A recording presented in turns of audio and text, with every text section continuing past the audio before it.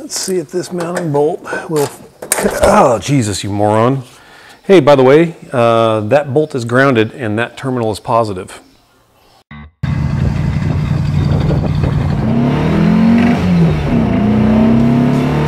Our assembled rotor with the safety wired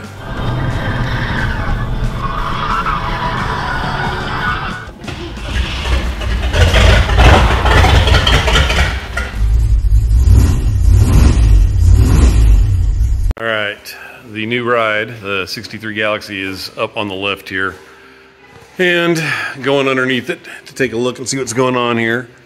When I was trying to load this thing on the trailer, I was going to be using the parking brake to stop me from going off the end of the trailer or use it to drive home. I'm glad I decided against that, since this is right here is where your parking brake cables are supposed to attach to your rear wheel. Here's the cable all bundled up over here where it actually goes to the rear wheel.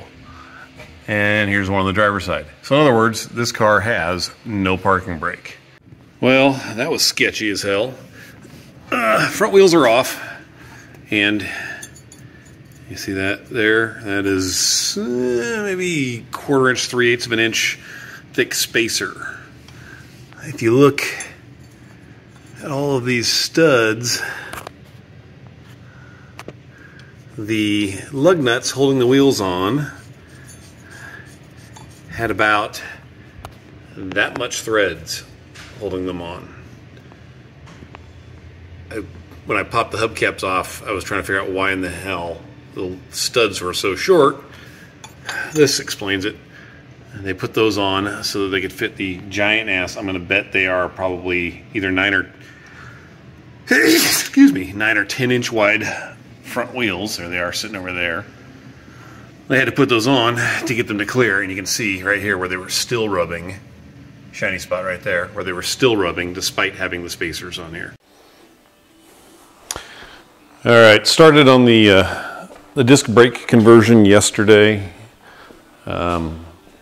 This was the Willwood, I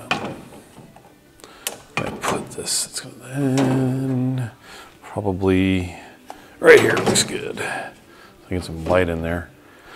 Getting old sucks, I can't see anything without light.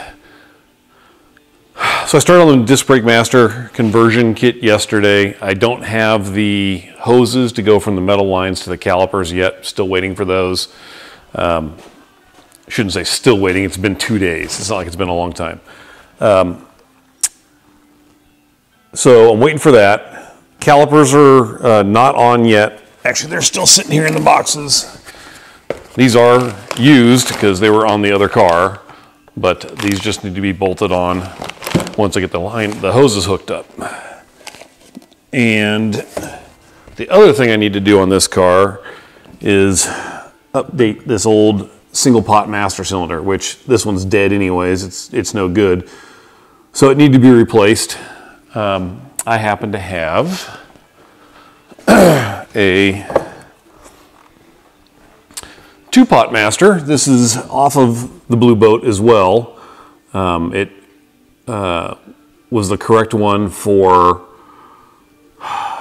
rear brake or rear drum front disc. And it's a 1-inch bore, which I may end up having to swap this out later down the road. Once I get this thing running, I'll have to see what the pedal feels like. The bore diameter on your master makes a big difference in the pedal feel. So ideally, I think I want something around a 7/8. But I'm going to just see what happens. I will put this thing together, give it a run. If it's a real heavy pedal, I'll just swap out the master cylinder. But at that point, all the hard lines will have been done and everything else, and I'll just need a different master cylinder. So that master cylinder should bolt right up. It has an adjustable proportioning valve right here. So the adjustment knob disintegrated. It was a cheap little piece of plastic, so I'm going to end up making a new one out of aluminum.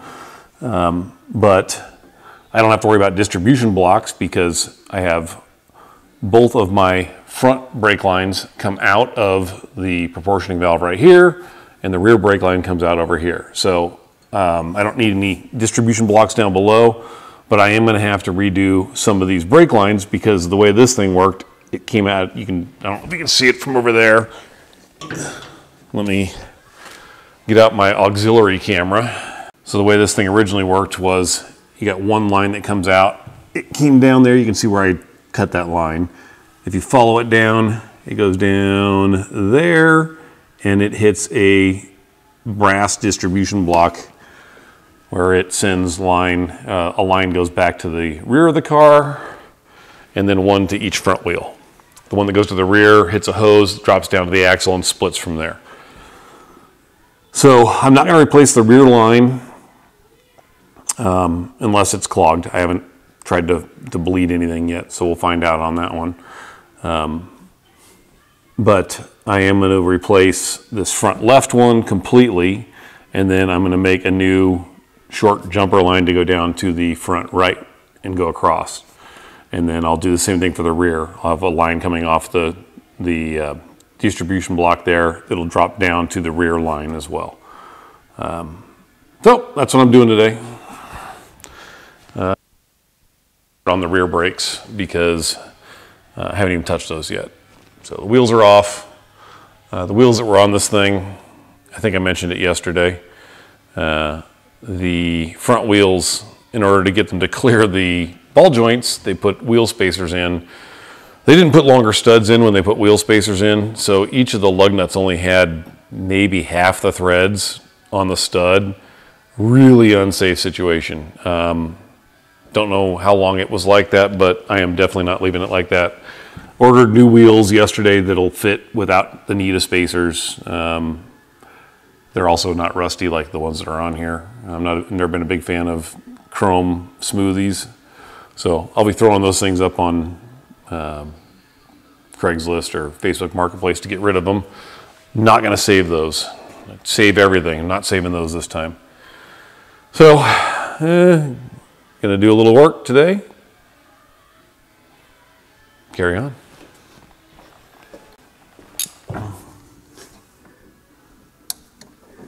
Yep, good.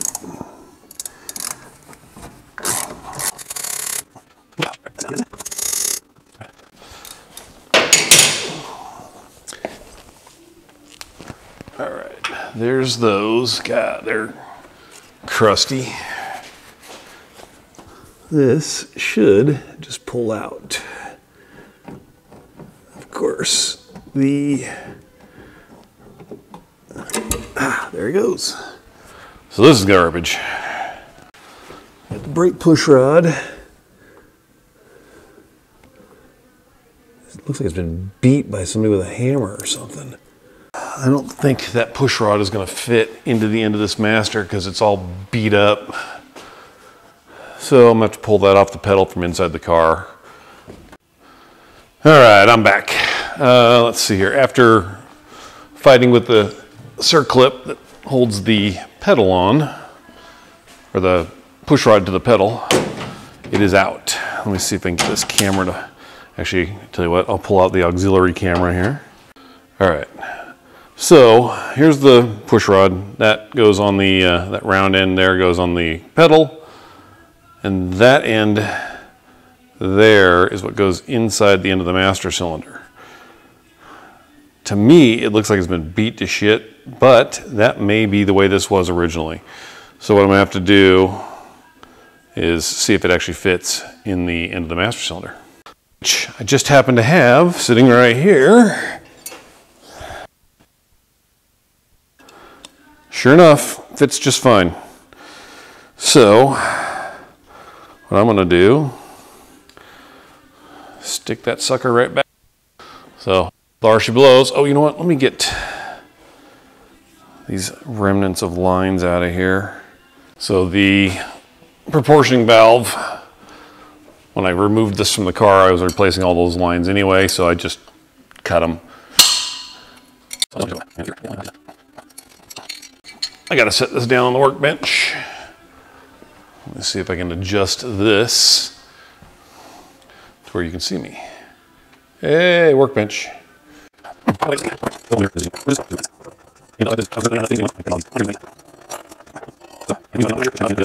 right, there we go. Those three are off. I should be able to bolt this. Oh, you know what? Before I do that, so real quick, let me see if I can get this thing to focus here. And not very well. So right here is the adjustment knob for the brake proportioning valve. It had a plastic button on there. The brake fluid got on the plastic button, or plastic knob, on a master cylinder that holds brake fluid, so it shouldn't be uncommon for brake fluid to get on it, and it disintegrated the plastic, so it was really crappy plastic.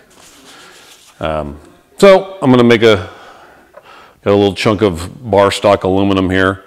I'm going to throw it on the lathe and knock it down a little bit and make a new knob. All right, got the lathe set up here. I am no machinist. Please do not, for all the machinists out there, don't freak out if I'm doing something wrong. I've been using this thing for years, made lots of stuff with it. It's all self-taught. Probably not the best way to learn. But I haven't killed myself, so that's a plus. So, forward.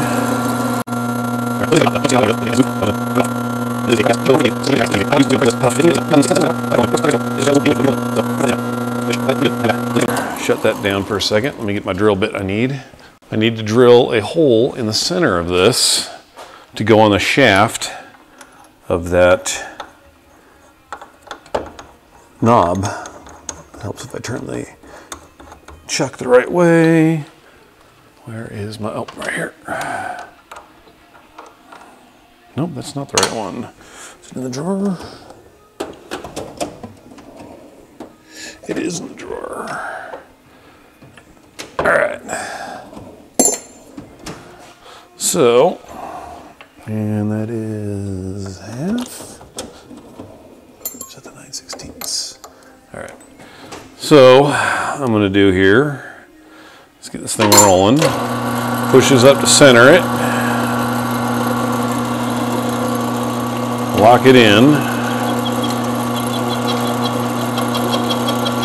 And then I just need to drill a fairly short hole in this.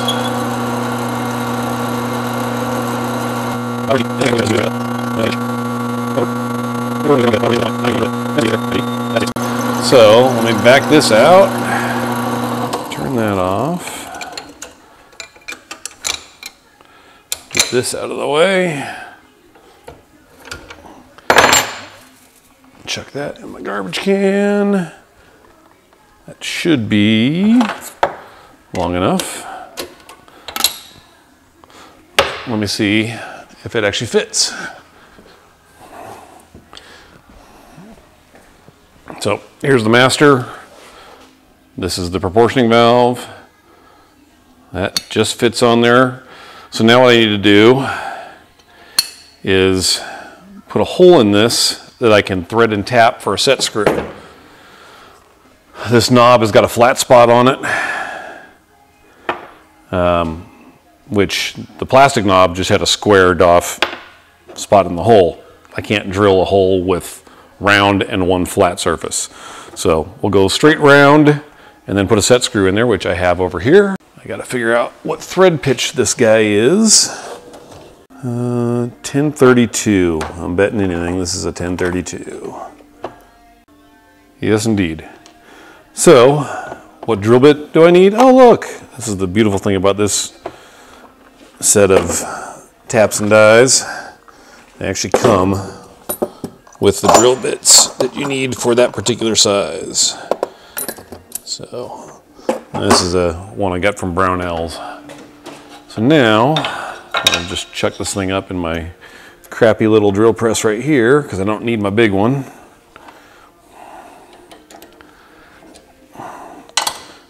And I need a place to start here.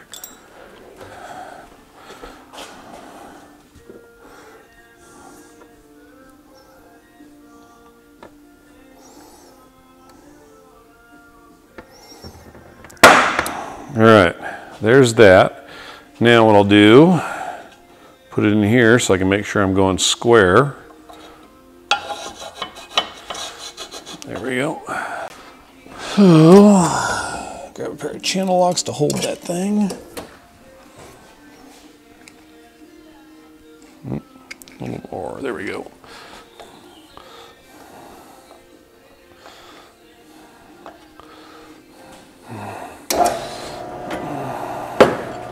All right, let's see if I can pull this off. By the way, this is the first time I've ever made a knob for anything, so I'm just kind of hoping it works. Boom. There's that. Now, all I need to do is run a tap through that hole. Normally I would throw this in the vise, which I'm going to have to because I'm running out of grip strength here. Tell you what, rather than going to the vise, I'll just use the pliers. Shrink these up one notch. There we go.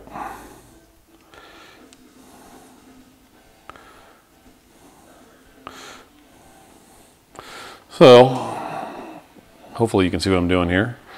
I'm just tapping this hole.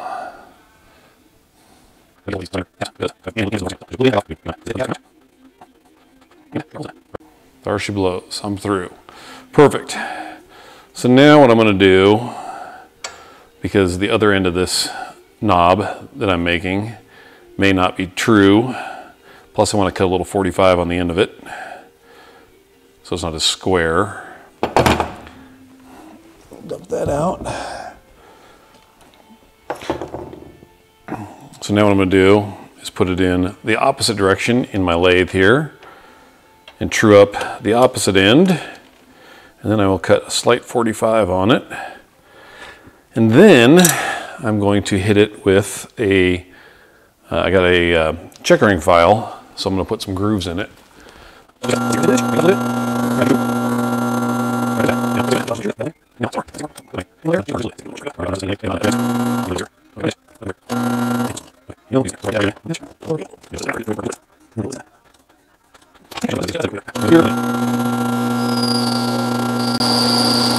Alright, there's that. That was definitely smarter to do it that way. So now, all I'm going to do is get my checkering file here and just run some, I'm just going to run some passes up this thing to add some knurling. But I can't do that here. I need to throw this in the vise. Here's my knob. You can see the texture on it, the knurling, so that people will be able, whoever ends up needing to adjust the brakes will be able to get to it. There is the hole to go on the shaft, and there is the hole for the set screw. And there's the end of it. Almost looks like it's professionally made. If all people only knew. Lines disconnected from that distribution block down there. So what I did, you can see just a little nub of it left. Let's see if I can get my finger down there, right there. That's the rear brake line where it comes out of the distribution block and goes to the rear of the car. Well, I wasn't going to be able to flare the end there and put a new end on it in the engine compartment, but I lucked out, and that line comes underneath the steering gear box right here on the frame inside this front fender well. So what I did was cut it off, put a new fitting on it, flared the end, and then this is a union, a splice, so that you can screw two lines together. What I'll be doing is making a new line to come down from the back of the proportioning valve, so the line goes in where my finger is at on the rear of it. That line will come forward, drop down, and go to the old line. All right, here we are, both ends on it. I'm gonna have to fiddle with it a little bit to get it to line up properly. but it should be pretty dang close. There we go. All right, get this one screwed in. There's that. And let's see, this just needs to go down a little bit. Bring it over. I think it's gonna be about right. Let me see here. Let me grab a rag, wipe my hands off. Grab my phone, fire it up. Video. All right, so you can see where it's coming. If I can get over there, there it is, coming out of the back of the proportioning valve, goes down. My awesome camera work here. It goes down, and you can see it dropping down between the sheet metal and the steering gearbox there. So if I come out here, come around the corner, you can see the fitting right there, and there's the line I need to plug it into. So I don't have any place to put my phone. Let's see here. This might be a really dumb idea, but let's see what happens. Yeah, the phone is currently balanced on my fender and the light. So if this comes down, this needs to come back over here. So those just need to get tightened up. Hopefully you can see that. Yep, you can. So once I tighten all that stuff up, it has this clamp, which I will clean up. It goes on right there, holds those two pieces in position. This needs to get straightened out a little bit behind it. There we go.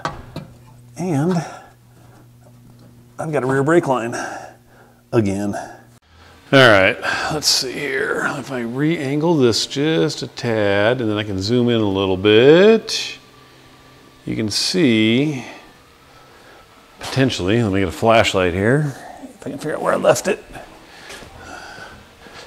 You can see the new lines. So the rear comes off the rear of this, comes down here, drops down. This is front driver side, coming off of the proportioning valve. And this one is going to be front passenger side, coming off the proportioning valve. The brake light switch is right here, and the adjustment knob that I made is right there. So let's take a look with the other camera. And let's see what we got here. So down here, you got, if I get this to where I'm not making a giant shadow on it. So here's that front brake line I was pointing out. It comes down here. This is the bracket that holds the, where it goes from a line into a hose to go down to the caliper. And then right next to it is the rear brake line going to the back of the car. Then we come back up here. Actually, stay right here for a minute. If I zoom in here, you can see it right there. That's the new brake line coming down following the engine cross member. And it goes around to the other side. I really got to get this thing out and pressure wash some of this stuff off of this car. And then that line comes across the bottom of the cross member. There it is there. And then comes up off the cross member right here to the bracket for that hose. So hard lines are done. All right, here we are back in the garage. This is day 4 or 5 of me working on this thing. I would have got it done sooner if I had had all the parts on hand. Unfortunately, a lot of this is broken down to waiting for parts to arrive or parts into unavailability and then having to figure something else out. So I'm working on the rear brakes today. When I pulled the drums off of here, I've got the new shoes. I started putting everything back together on the driver's side, and then I realized that the rear parking or the rear brake auto adjuster mechanisms, every single piece of it is missing. This car doesn't have them on here.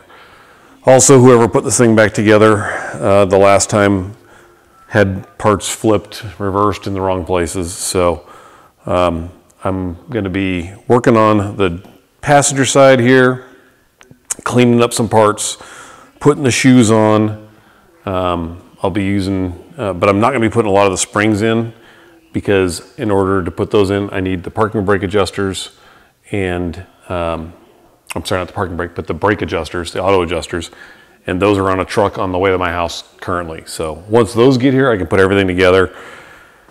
And I'm praying my other 2 tires get delivered today, so I can get all 4 tires mounted and balanced. They're all the same size, ordered at the same time. 2 got delivered yesterday. So don't know where the other 2 are. Anyway, I am gonna start taking this side here apart.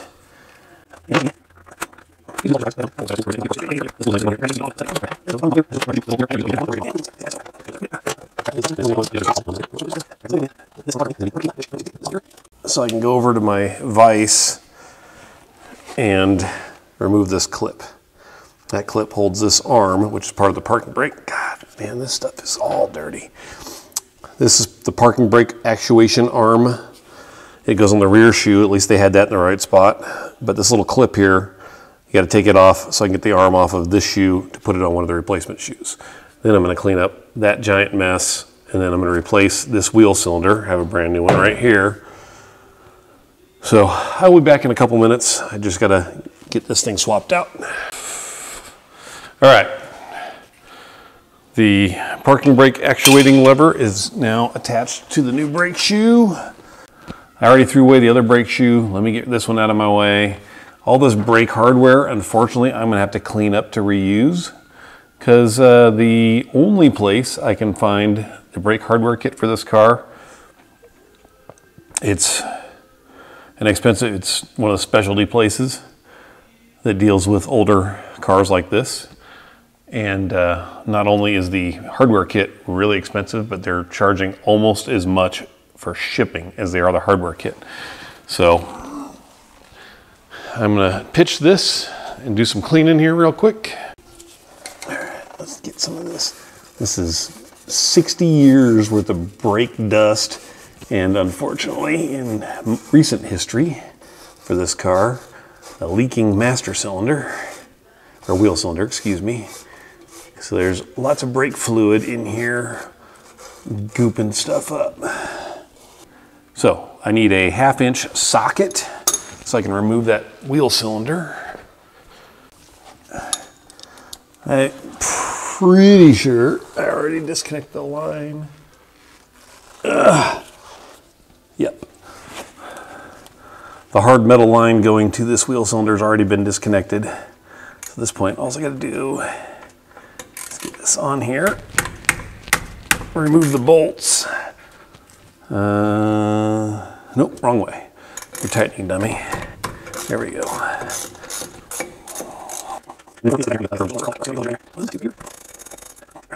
All right, there's those. This wheel cylinder. So this sucker has been leaking for a long time.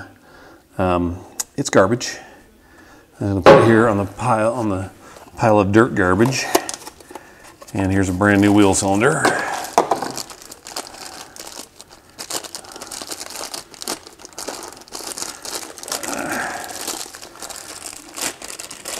And these are done by side. So here's your bleeder. Oops, put it the right way. Here's your bleeder, and here's where your hard metal line goes in. Make sure you put the right side on the right side. It makes it a whole lot easier hooking your lines back up.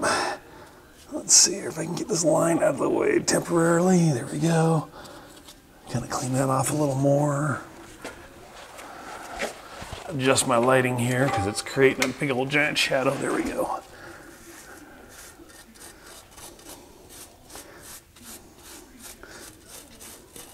All right, put the new one in and bolt it in place. All right. So, hard metal line needs to go into there. 3 hours later. All right, that is tight. Put it back into the clamp on the wheel.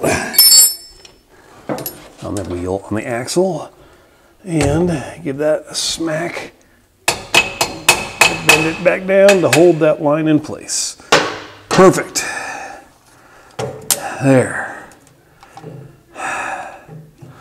There's that. Now I can start putting brake shoes back on.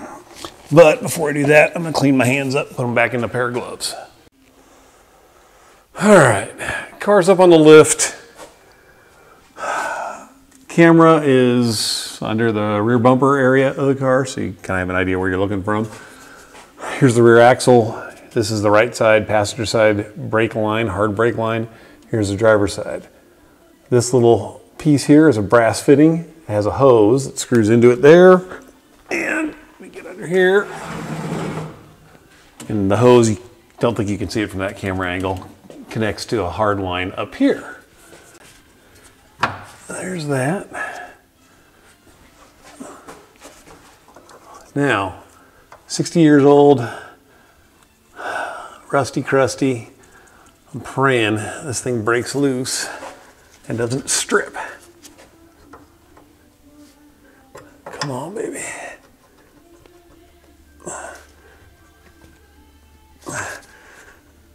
Oh, it did. My gosh. I am looking out on that.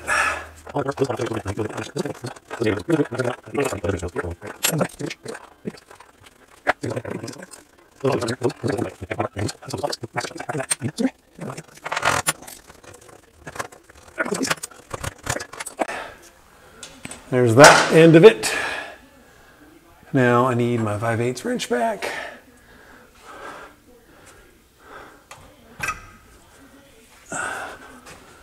So I can unscrew it from this brass fitting here. Come on, there we go.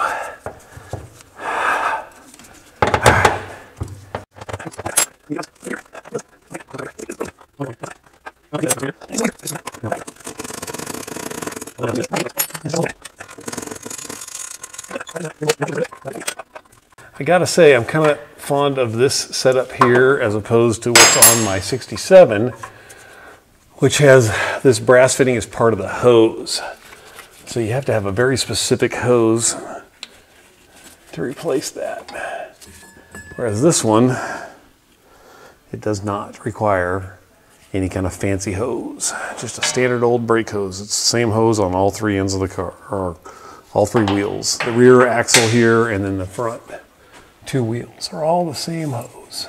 I gotta tighten that up before I put the other end on, but in the meantime, I gotta extricate this hose from this bracket. I will be right back.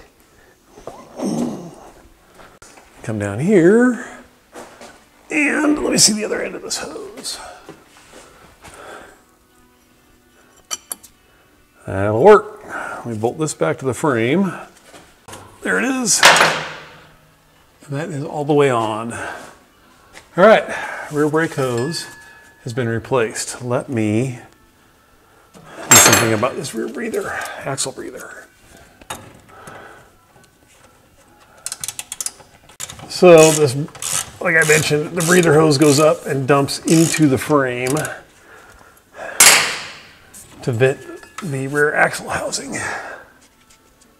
All right. Now I should be able to pull that out. Oh God, that end's totally clogged too. So let me get that clamp off of here. Let me go find a piece of hose in my hose cabinet, and I'll be right back.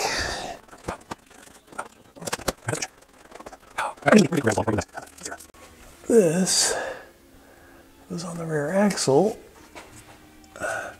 and this is going to go up and into the frame rail.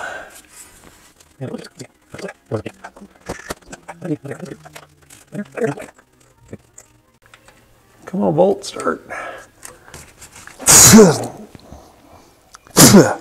Nothing like unknown vintage dirt in the mouth. If I only had my coffee to go with it.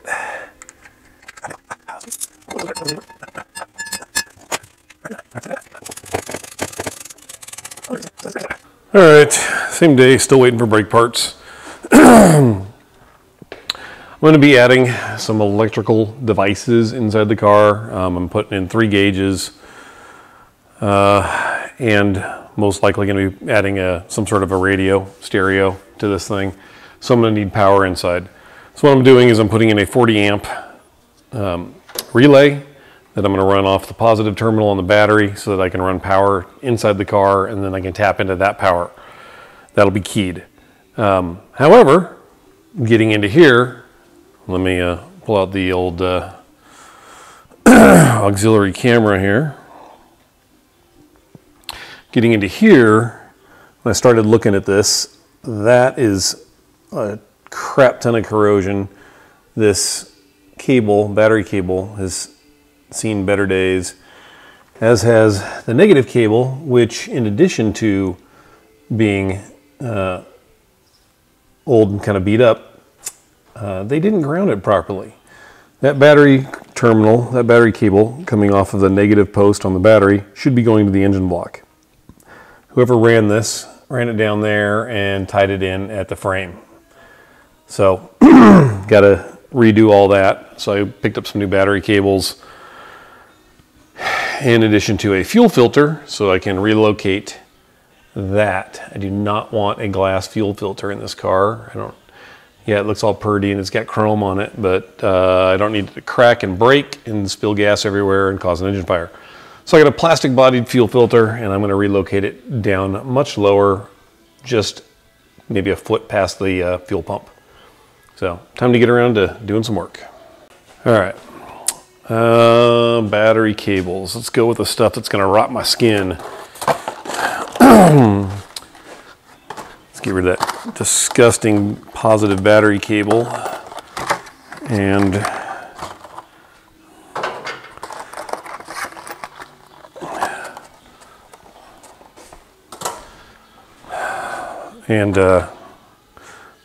I can clean up that battery once I get that cable off of there.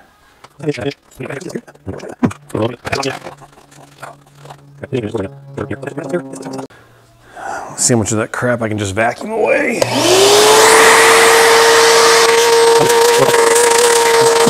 Let me get this off of the starter. Oh, great, that's loose.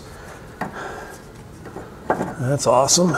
It's really good for starting the car when the main battery cable is loose.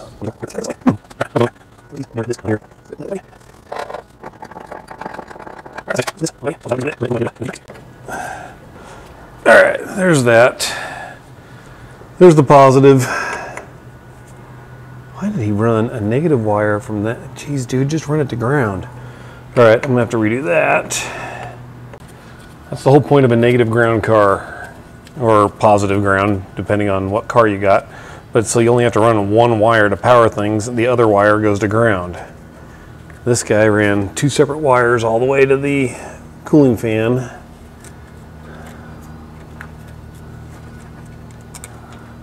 Which is absolutely unnecessary.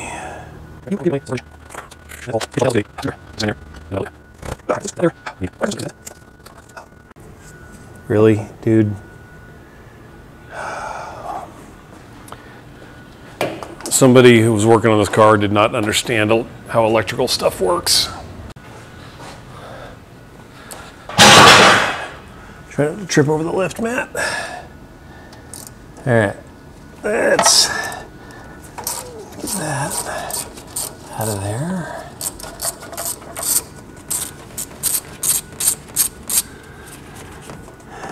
To top it off, you put it below this bracket, which is really an odd choice. And by he, I don't mean the previous owner. I don't think he did a lot of work on this car. I think it was somebody he bought it from that did all the weird stuff that I'm dealing with. All right, there's that. Let's get this out of here. Pitch that in the garbage.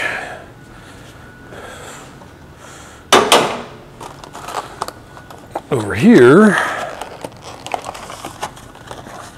I have a shorter, although still 20 inches long, which is a little bit longer than I need. All right, actually got an engine ground now.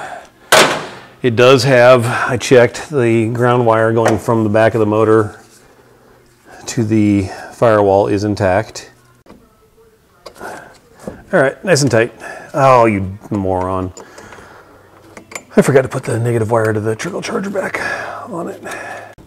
All right, trickle charger's hooked back up. This I need to send to ground. Let's just see if it cranks over. Should crank over better than it was yesterday, seeing as I got a much better ground to the engine now. Way better. Yesterday it was cranking over like it had a low battery. So yeah, definitely a better ground. I will eventually replace that rear ground wire because it's kind of rotten. I'm just going to make one for that. But for now, that's done. Let me wire up this. I need to mount that there. That goes through that. Let's see here.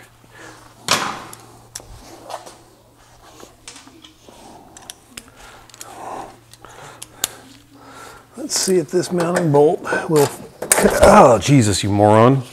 Hey, by the way, that bolt is grounded and that terminal is positive. See those sparks? I'm gonna try and not do that again. Let me, while I'm working on that, disconnect my positive terminal here.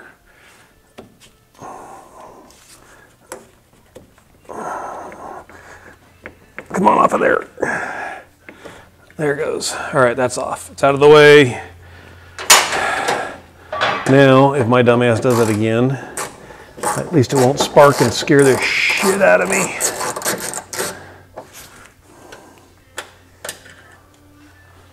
This I don't think is going to fit through here. It is not. So I'm going to need to make a new one of those. Need a new ground wire. All right, let's see, I got a new ground wire for my relay. Where did I set my relay? There it is.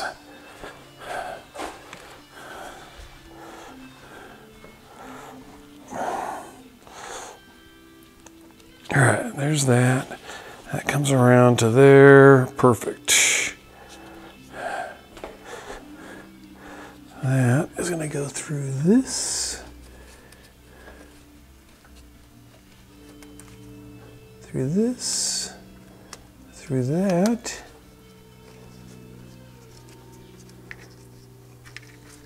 and through that.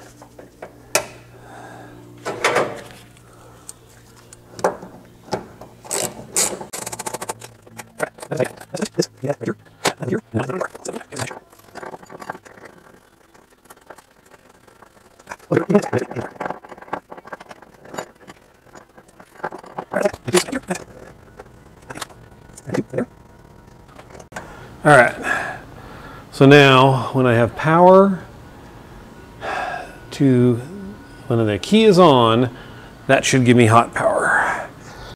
This in here, and clip this onto there. When I hit the key, that should light up.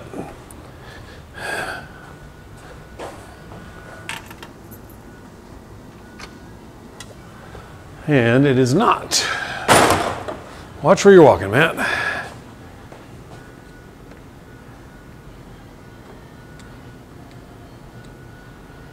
Oop. Let's see, is this thing actually working? Yes. So that does not have power,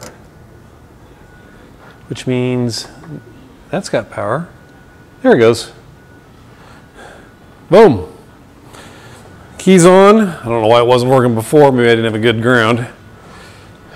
But there she blows. That is now keyed. So now I can run a wire into the car from that to power accessories inside. Well, here it is, Sunday, July 2nd, and I'm once again driving the 63. This time it has functioning brakes, tires that hold air, sidewalls that aren't cracked. It's got a few other issues still. It's got some slop in the steering. When I get it back up on the rack, I'm going to take a look at the tie rod ends and stuff to see if they're worn out. But it's actually driving pretty nice. Not a fan of the exhaust system on this thing. Not only does it have some leaks up front, sounds like probably at the exhaust manifolds, but the axle, the system dumps. You can probably hear it at idle right now while I'm sitting at a stop sign. The system dumps. The system dumps right in front of the rear axle. So it's at lower speeds, it drones significantly. Cruising speeds, you don't notice it as much, but there it is. It's out on the road.